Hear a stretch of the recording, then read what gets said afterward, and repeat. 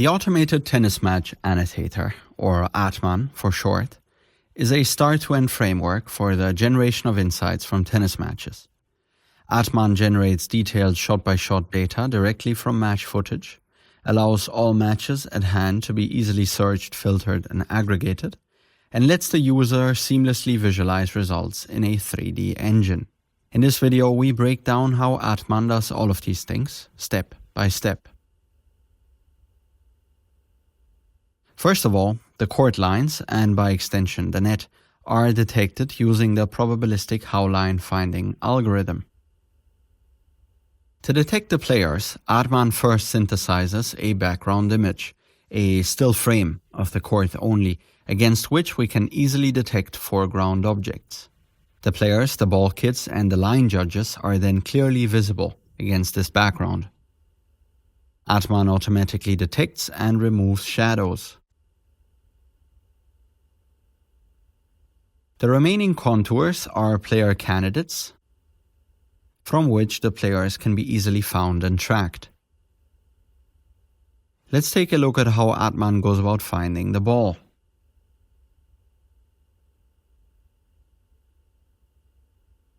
To identify the ball, we look for objects in motion. Naturally, the players and their shadows are in motion but have already been detected. We filter them out. What remains are ball candidates. Among these, we see the ball, but also some visual clutter, which we have to filter out. To this end, we train a support vector machine to recognize shapes that look like a ball. The support vector machine helps us exclude moving shapes which are obviously not a ball. However, it is set to err on the side of caution, and therefore occasionally yields false positives. It believes shapes to be the ball which in fact are not the ball. For example, in this frame it considers both the tip of the racket and the ball itself to look sufficiently like a ball in flight.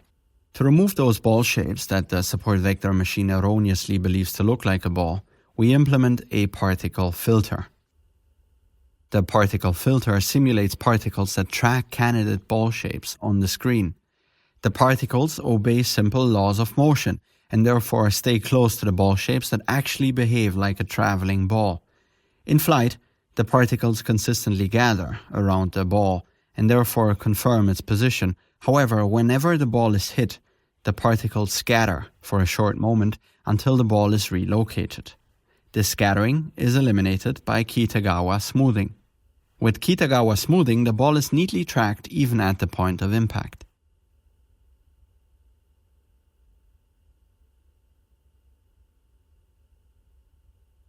With the support vector machine finding ball candidates based on how they look and the particle filter confirming them based on how they behave in flight, we can fairly confidently identify the ball visually. Note that in some frames, however, no ball is detected. Given the low resolution and bitrate of the video, this is no surprise. However, it means that our job in detecting the ball is not done. We have to reconstruct the entire ball trajectory at all times. To ensure that the detected trajectory is of the highest possible fidelity, we supplement the visual ball tracking data with additional information, one of which is the sound. The sound of the ball being hit or bouncing on the ground gives us a very good idea about when exactly these events occur. Knowing the timing of hits and bounces greatly improves our ability to construct ball trajectories. To identify hits and bounces from the sound, we train a neural network on the MEL spectrogram of the sound waveform. The neural network spits out the probability that the sound currently being heard is a hit or a bounce, shown here in red and yellow respectively. Let's hear a bit of the sound and see how the model registers it.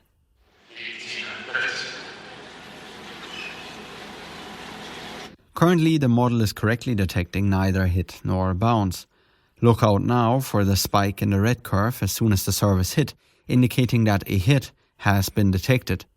This is followed by a spike in the yellow curve, indicating that the bounce has been heard and identified by the model.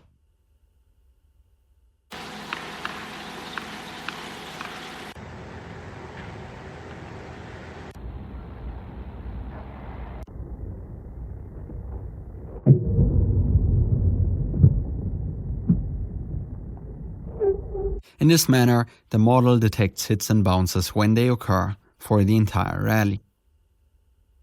Note that the serve we saw just now is a let. The sound of the umpire declaring the let is not detected. Should the need arise, a neural network could be trained for it and easily integrated into the detection pipeline.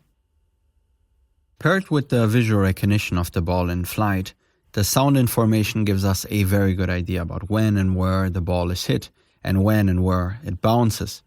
To supplement our knowledge on timing and location even further, and to find out what type of shot is actually being hit, we analyze the hitting motion of both players visually. To this end, a neural network is trained that can detect the type of shot being hit at any given moment. The neural network distinguishes between serves, ground strokes and volleys. It can tell a topspin shot from a slice and accounts for a player handedness. The neural network correctly identifies the serve with the highest degree of confidence at the moment of impact. The return is correctly identified as a topspin backhand ground stroke. At this point, the neural network confuses the wind down of Gasquet's backhand motion with a forehand. Though this is not optimal, once the visual information is combined with ball flight and sound data, such confusions are easily eliminated, as we will see in a bit. The next shot is also correctly identified as a topspin backhand, with the highest degree of certainty, 96%, coming at the moment of impact. Another topspin backhand, and again the moment of impact correlates very well with the highest level of certainty. Thomas Fabiano's topspin backhand is recognized at 99% certainty around the moment of impact. In this way, visual analysis of player motion supplements ball flight and sound information and tells us additionally what kind of shot is being hit. In this rally, we have seen a serve and topspin backhands only. Let's verify that ATMAN also recognizes forehands and is able to tell a topspin shot from a slice. The serve is recognized. The topspin forehand return is also recognized.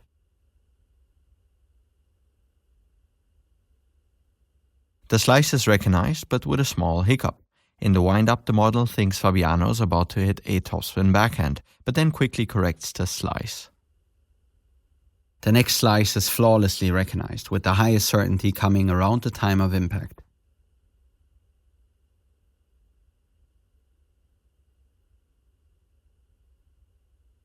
Once more, the slice is recognized despite some uncertainty in the wind-up.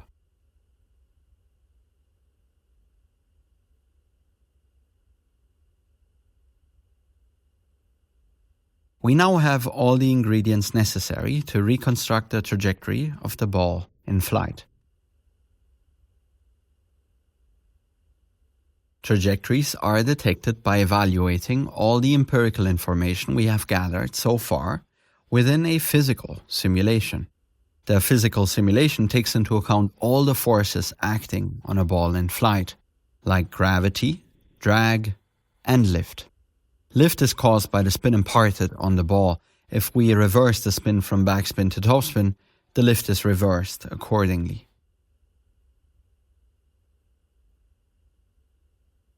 ATMAN simulates around 4 to 5 million candidate trajectories. In this schematic example, we show just a few. The actual trajectory is then chosen among these possible trajectories as the one with which empirical evidence agrees with the most. In this way, we get a trajectory that fits what ATMAN sees and hears, and also obeys the laws of physics.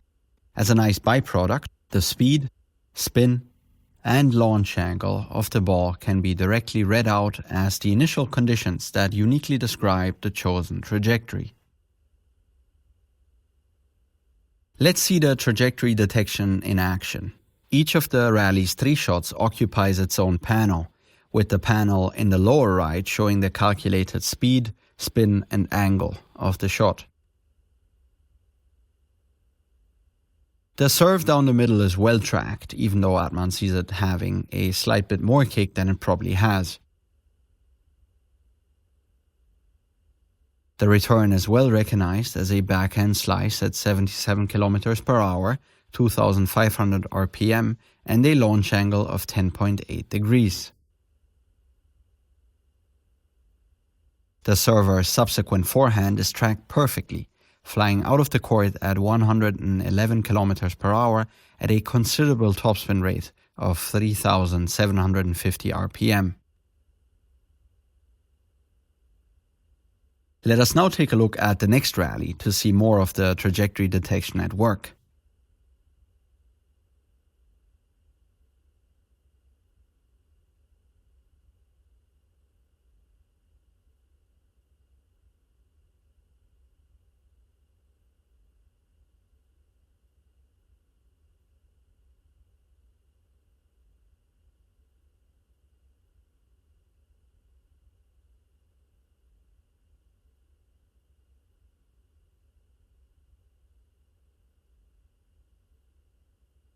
Having detected lines, players and ball trajectories, we now show how the data gathered is accessed, point by point, shot by shot, directly within ATMAN. We have analyzed 20 matches played in the course of the 2021 Brest Challenger tournament. In the course of these 20 matches, 4,087 points and 15,177 distinct shots have been played and detected. In the face of this large amount of data, even for just a single tournament, it is imperative to be able to search and filter the database easily. Luckily, this is possible directly within ATMAN. To showcase how, consider this simple use case. Let's say we are interested in the return behavior of one specific player, for example, Brandon Nakashima. Let us further narrow down the scope of the exercise by concentrating on valid first serves from the ad side that are targeted out wide at Nakashima's backhand. This leaves us with 27 points. Such filters and a myriad more can be applied with a single line of code. Having filtered with ease, let's quickly check the remaining serves and returns. Since there are 27 points that match our filter, we show them in 9 groups of 3.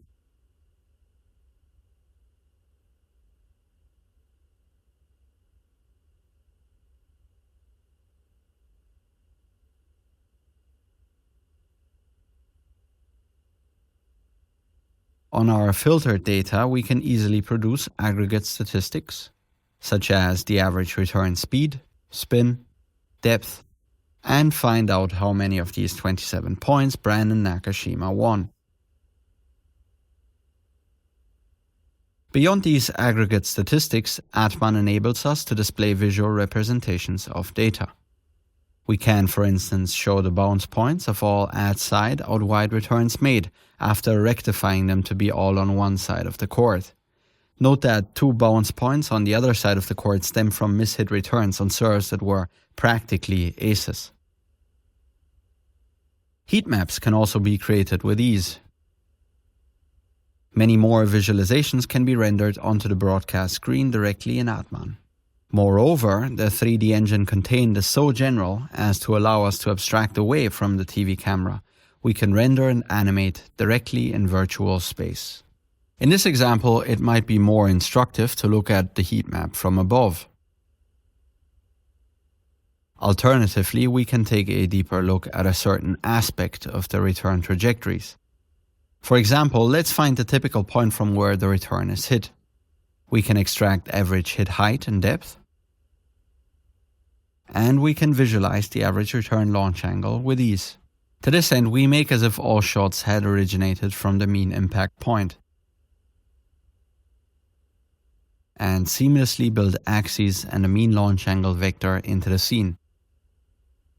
To find that the average launch angle of returns on these ad-side out-wide serves is 9.2 degrees. ATMAN, as we have shown, is a start-to-end framework for the analysis of tennis matches, a system that, even when fed with comparatively low-quality match footage, is able to deal with visual recognition, data search, filtering and analysis, and the visualization of results and insights. Every facet of a player's game can be analyzed to track progress, reveal vulnerabilities, assist in training design, and help work out a game plan tailored to specific opponents. To see examples of the framework employed in actual case studies, check out the 2 analyses on serve and return behavior supplied along with this video.